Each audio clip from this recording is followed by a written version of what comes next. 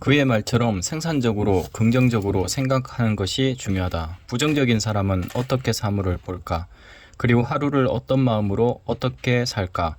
깊게 생각하지 않아도 뻔하다. 그 차이가 모이면 인생에 얼마나 커다란 영향을 미칠지 생각해보라.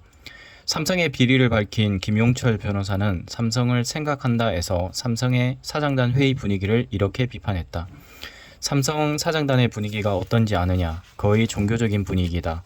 물론 교주는 이건희 회장이다. 회의에 참석하기 전에 사장들은 국물이 있는 음식을 먹지 않는다.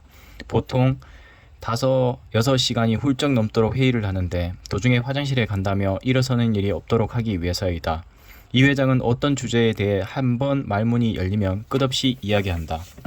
회의에 참석한 사장들은 묵묵히 듣고만 있어야 한다.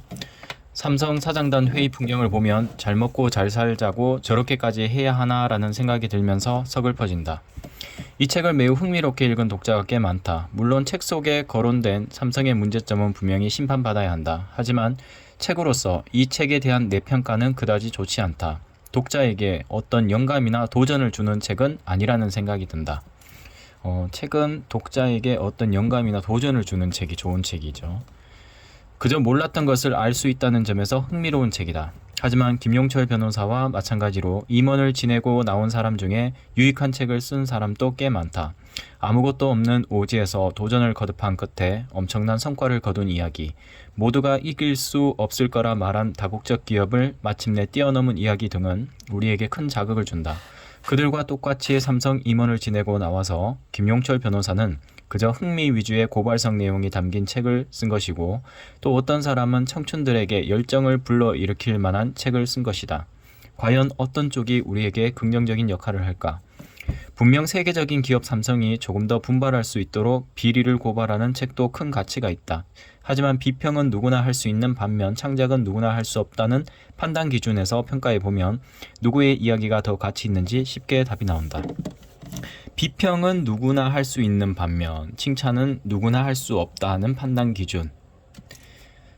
비평 누구나 할 수 있는 반면 창작은 누구나 할 수 없다. 창작을 하려면 되게 관찰을 해야 되고 깊게 생각을 해야 되는데 비평은 내뱉기만 하면 되는 거니까.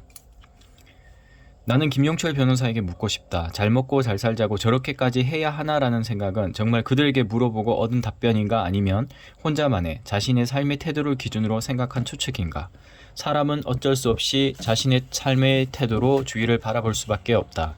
삼성의 임원들이 억지로 5시간이 넘는 회의에 참석하고 도중에 화장실에 가지 않기 위한 이유 하나로 국물이 있는 음식을 먹지 않는다고 말하는 것 역시 바라보는 삶의 태도에 따라 얼마든지 다르게 해석할 수 있다.